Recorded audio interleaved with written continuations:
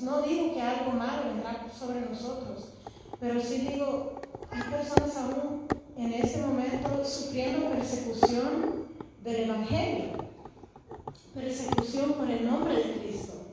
Y nosotros no pensamos en eso. Y yo lo veo más cerca cada día más, que se acerca una realidad así. Y yo digo, pero ¿estará el pueblo de Dios preparado? ¿Estará el pueblo de Dios listo para algo así?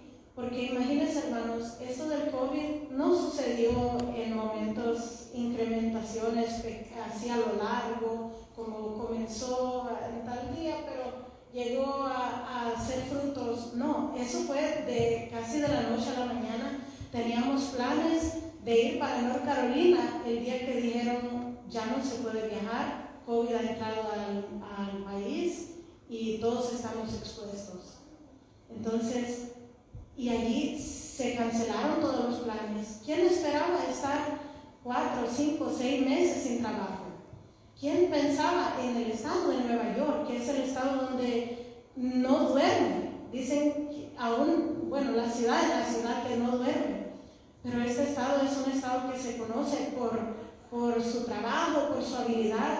Si aún los más ricos han ido huyendo de este estado, por los altos casos de COVID, por la violencia que ha venido a suceder en este estado, por tantas cosas que han venido a suceder, cosas que nunca nos esperábamos ni mirábamos que pudieran suceder. Y yo no digo que es que ya viene la venida del Señor. Yo creo que viene el Señor. Yo no sé cuándo, ni a qué hora, ni qué día, ni qué año. Pero sí sé que en lo que estemos esperando, va a venir más y más persecución para la iglesia. Porque dice la palabra de Dios que el pueblo, la iglesia estará clamando, vuelvan, ven Señor por tu pueblo.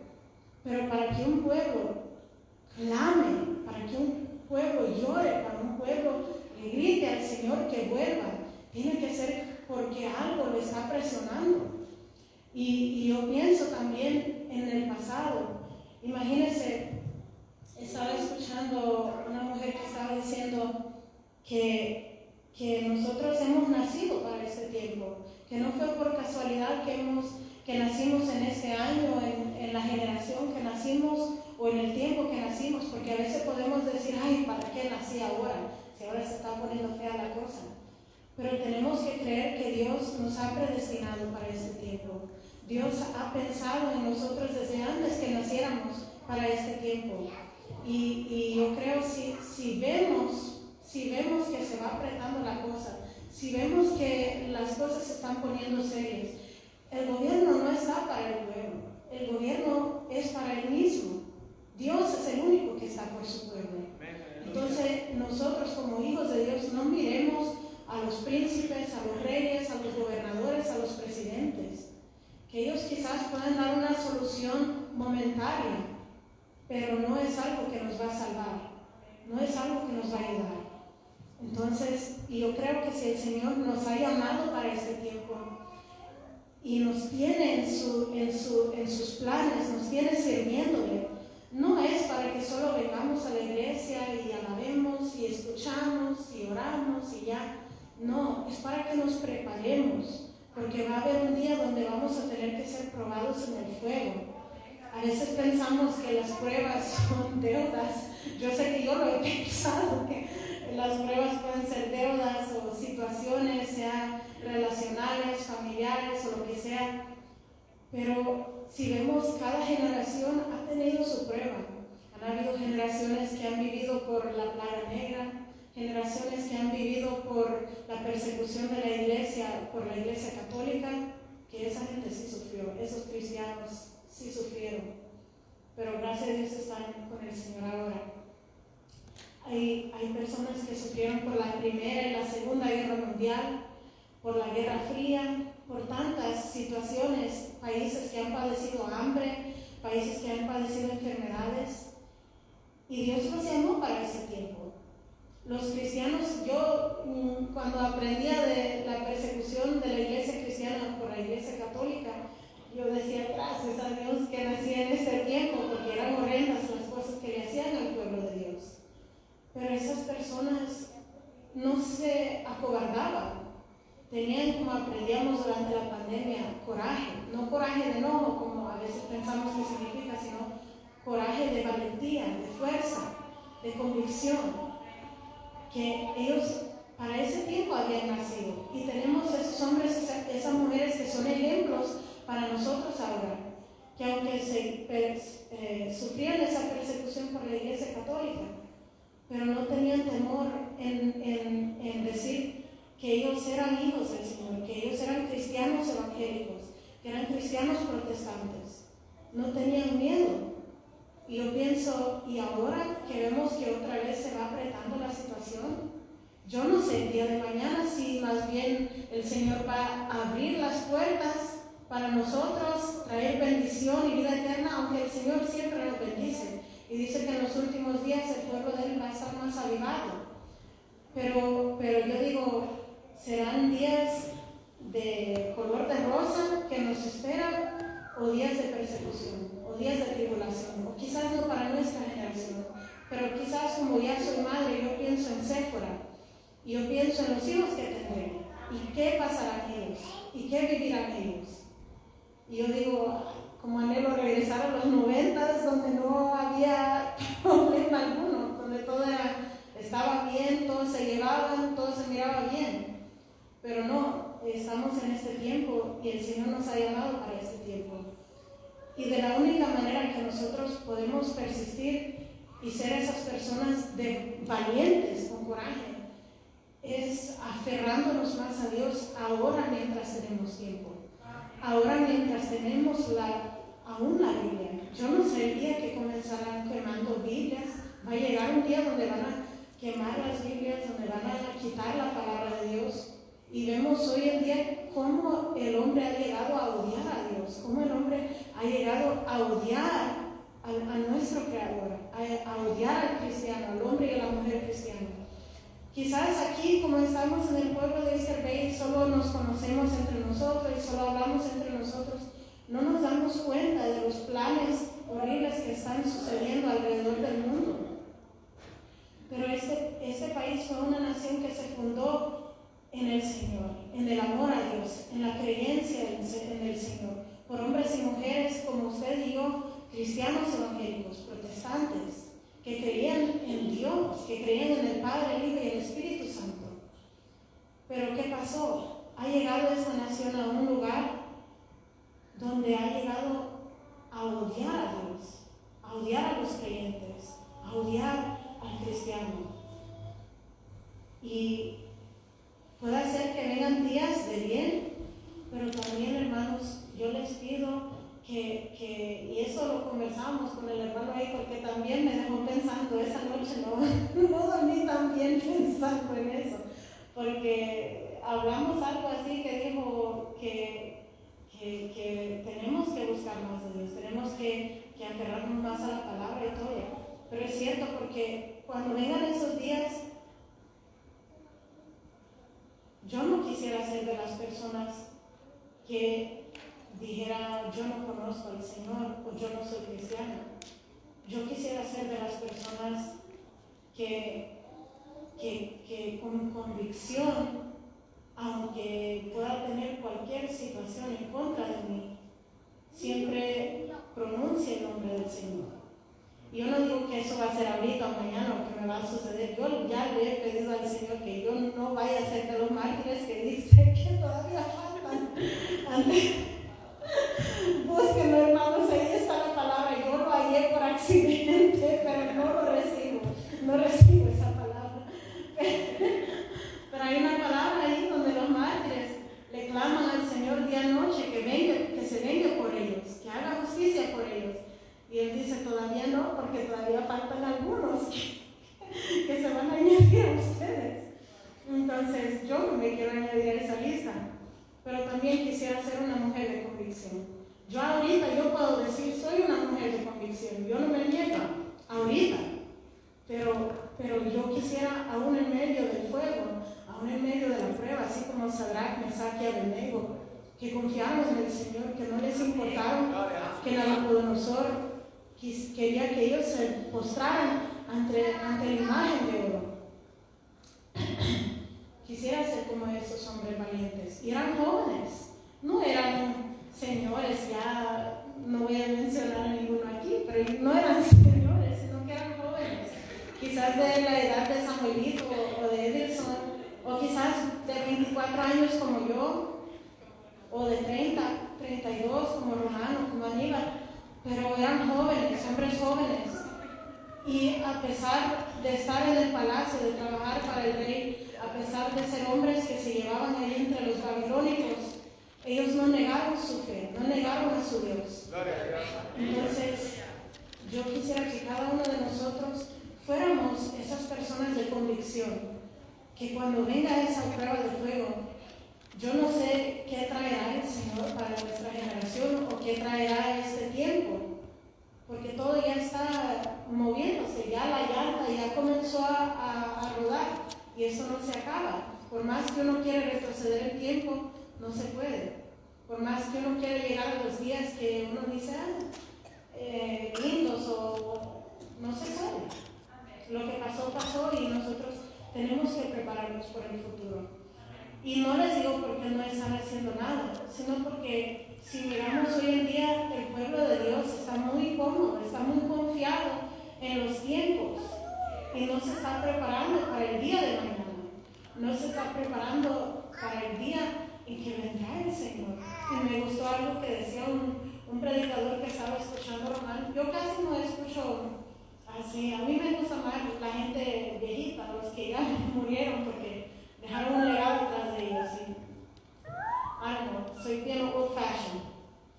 Pero estaba escuchando a un pastor que estaba diciendo que muchos no se van a quedar porque fueron malos o porque bebían o porque hacían cosas horrendas, sino porque dejaban lo que tenían que ser para hoy, para mañana. Y ese mañana nunca llegó. Dice, mañana voy a orar, mañana voy a leer la Biblia, mañana voy a buscar de Dios, mañana voy a aceptar a Cristo. Mañana voy a ir a la iglesia. O que también decía que en la iglesia cristiana, que muchos predicadores decían, hoy es el día para que aceptes a Cristo. Pero él decía, así lo dijeron los apóstoles dijeron, ahora. Y ese mensaje, ese poquito que yo escuché me quedó a mí. Porque muchas veces, yo lo he hecho muchas veces, porque yo soy procrastinator y medio, no sé cómo se dirá en inglés, pero en la high school yo perfeccioné eso de dejar todo para mañana. Ya cuando tenía que entregar la tarea, lo estaba haciendo en el desayuno antes de la clase, o el proyecto fallaba un día de clase diciendo que estaba enferma para terminar el proyecto. Entonces yo sé lo que es el dejar las cosas hasta mañana. Pero sí sé que no es bueno porque no sabemos qué será nuestro mañana cuando viene a las cosas de Dios. Con lo escolar, yo sé cuál es mi futuro escolar. Yo sé qué haré yo con mi futuro. Pero en lo de Dios no sabemos nuestro mañana. Y es otra cosa que con mis amigas estaba hablando. Ellas han conocido al Señor, han sido miembros de la iglesia de mi madre, pero no sirven al Señor. Y ellas estaban diciendo, así como se están, porque yo les estaba hablando así de que qué lindo era formalizar la vida de uno, con un esposo, con los hijos, y que eso le llenaba la vida a uno de alegría. Porque ustedes saben que hoy en el mundo te enseñan que no necesitas un hombre, que no necesitas un hijo, o que puedes tener un hijo fuera del matrimonio y no es nada, o puedes tener una relación fuera del matrimonio y no es nada. Pero vale bastante lo que es un matrimonio y vale tanto lo que es tener una familia y tener hijos. Entonces les estaba hablando de eso y decían, no, pero traer niños así como se están poniendo las cosas ahora, así, es muy peligroso, es muy malo, yo no quisiera. Y yo les decía, pero usted no quisiera, no cree que sus hijos pueden ser personas mejores que ustedes, que pueden ser personas que luchen más fuerte que ustedes, que hagan cosas mejores que ustedes, que pueden arreglar las cosas. Y es algo que hablaba el hermano Elías aquí una vez, que el mundo, la gente mala, pegan hijos donde sea con cualquier mujer y las mujeres allí crían los hijos y terminan siendo mareros, siendo hombres malos, siendo hombres que hacen cosas malas. Pero el hombre y la mujer cristiana no quiere tener hijos. O si quiere tener hijos, pero quiere uno, quiere dos, y ya. Pero no piensa que esos hijos pueden ser hombres que puedan marcar la diferencia en la historia. Pueden ser hombres y mujeres que luchen por el evangelio. Pueden ser hombres y mujeres que hagan cosas más grandes que uno. Entonces, son cosas que quizás he pensado, o no sé si el Señor me las ha traído a mente para yo reflexionar en mi vida, pero se los comparto a ustedes. He tocado varios puntos, no sé dónde comencé ni dónde terminé, pero varios puntos porque hay. Pero sí, mi anhelo es que cada uno de nosotros podamos ser de esos cristianos con valentía, con coraje, que cuando venga esa prueba, sea de persecución, sea de denunciar al Señor, que hablemos con convicción, con fe y con valentía por lo que creemos y luchar por lo que creemos. Porque no crean, hermanos, yo lo digo, y Román, yo se lo he dicho a Román, la generación mía la puede echar el Señor a un basurero porque no servimos, salimos muy cobardes, salimos muy llorones, ¿verdad? Si hablan de los millennials, dicen, ay, esa gente solo quejándose, pasa, haciéndose víctima, siendo cobardes. Pero yo creo que si yo nací entre esa generación de cobardes, entonces yo como hija de Dios tengo que marcar la diferencia. Y cada uno tenemos que marcar la diferencia en nuestra generación, en nuestra familia y donde quiera que vayamos. Y con lo que comencé, que no nos olvidemos del olvidado. Una palabra que usted le pueda dar a alguien puede ser algo catastrófico para ellos, que pueda cambiar el rumbo de su vida. Yo conozco una mujer que la hija de ella tenía una amiga que estaba a punto de abortar y le decía, mi familia no me va a apoyar con este niño, mi novio me está empujando que yo aborte este bebé, yo no puedo, yo no tengo solución, yo ya tengo en mi mente. Y la amiga es cristiana y le decía, no, te vamos a ayudar, hay tantas soluciones que podamos hacer, hay tantas cosas que usted puede hacer, y luchando y trabajando con ella. Y esa mujer es cliente de mi mamá y le decía a mi mamá, ay, sí, esa muchacha, yo quizás con la primera vez que me dijera que no, que ella ya tenía sus planes, yo quizás le hubiera desistido y le hubiera dicho, ok, haga lo que tú quieras. Y le decía a mi mamá, pero mi hija ya estuvo con su amiga y no la dejó. Y hasta que por fin cambió de mente la muchacha y decidió ya no abortar ese bebé. Y decidió y la está ayudando ahorita. Entonces, nosotros, no voy a decir hay personas, porque nosotros somos esas personas llamadas a luchar por la gente que no tiene solución. Imagínense, la iglesia se llama, o el ministerio se llama Dios es la única respuesta, pero no le damos esa respuesta a la gente cuando la necesita.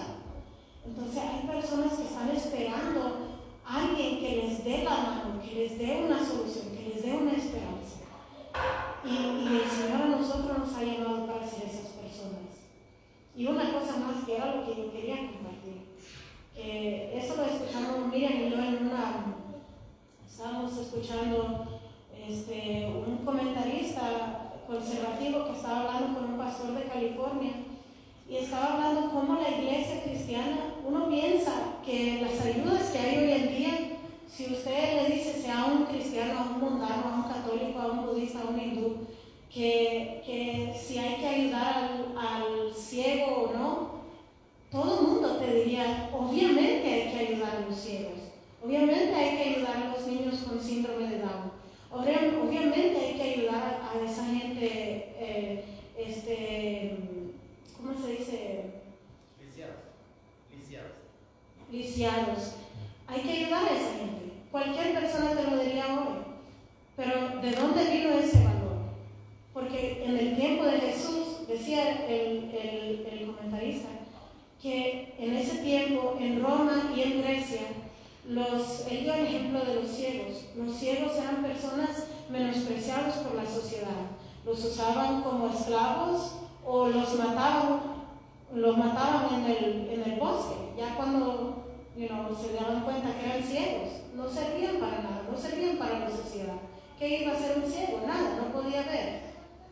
Pero cuando Jesús vino y comenzó a sanar a los ciegos, comenzó a darle esperanza a los ciegos, o un lugar de salvación para los ciegos, una importancia a esas personas que eran menospreciados por la sociedad, no solo los ciegos, sino a los leprosos, a toda esa gente, a la mujer de flujo de sangre. Cuando una mujer estaba en tiempo de sangre, no podía estar entre la sociedad, era inmunda. Y esa mujer, no digamos, tenía años de estar así. Y Jesús sanó a esa gente. Pero en esta ocasión estaba hablando de los ciegos y decía que después que Jesús hizo todos estos milagros y le dio un lugar a los ciegos en la sociedad, después la primera clínica que fue creada para la ayuda para los ciegos fue hecha por los cristianos. Los cristianos fueron los primeros que le dieron valor a las personas menospreciadas, a las personas ignoradas por la sociedad. Pero hoy en día parece que el cristiano no está haciendo nada y los demás ya están haciendo todo lo que quieren hacer. Pero el que comenzó todo fue el cristiano. El que comenzó a meterle moral a las personas, sean buenas o malas, era el cristiano. El que le dio valor al hombre necesitado, a la mujer enferma, a todas esas personas, fue el hombre y la mujer cristiana. Entonces, yo les dejo con la palabra y con ese pensamiento.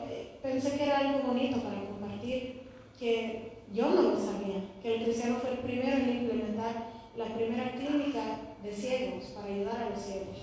Entonces, que Dios me lo bendiga, hermanos, y les dejo con el pastor.